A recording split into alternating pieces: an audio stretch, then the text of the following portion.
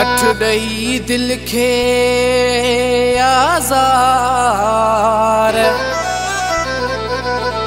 मतां रहिजी वञई का हसरत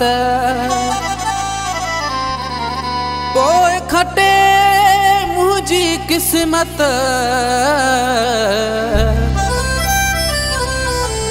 छॾियां थो कयूं मां शहर तुंहिंजो छा थींदो मुंहिंजे वए खां पोइ तुंहिंजो यार छा थींदो मुंहिंजे वए खां पोइ तुंहिंजो यार यादुनि पूरे साह छॾींदई घर जूं दीवारूं खाइण पोईंदई सुॾिक भरींदे हज़ार छा थींदो मुंहिंजे वए खां पोइ तुंहिंजो यार छा थींदो मुंहिंजे वए खां पोइ तुंहिंजो यार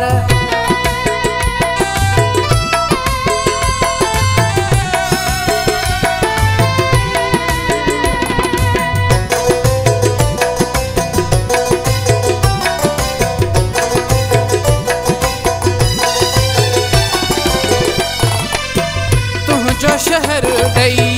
तोखे वञा थो पाड़े तुंहिंजे मां लॾड़ो खणा थो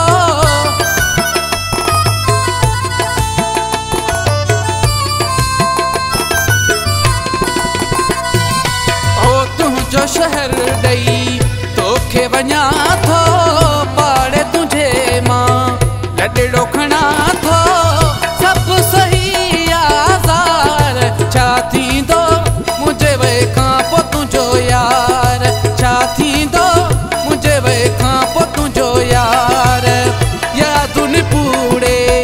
साह छॾींदई घर जूं दीवारूं खाइण पोईंदई सुॾिक भरींदे हज़ार छा थींदो मुंहिंजे वए खां पोइ तुंहिंजो यार छा थींदो मुंहिंजे वए खां पोइ तुंहिंजो यार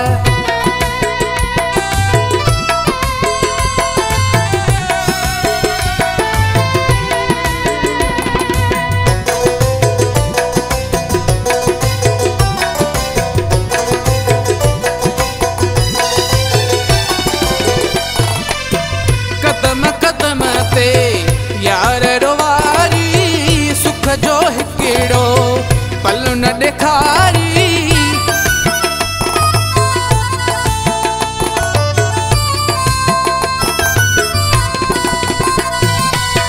कदम कदम ते यार रोवारी सुख जो हिकिड़ो न पल ॾेखारी नेड़े वहां में नार छा थींदो मुंहिंजे वए खां पोइ तुंहिंजो यार छा थींदो मुंहिंजे वए खां पोइ तुंहिंजो यार यादुनि पूरे साह छॾींदई घर जूं दीवारूं खाइण पोईंदई सुॾिक भरींदे हज़ार छा थींदो मुंहिंजे वए खां पोइ तुंहिंजो यार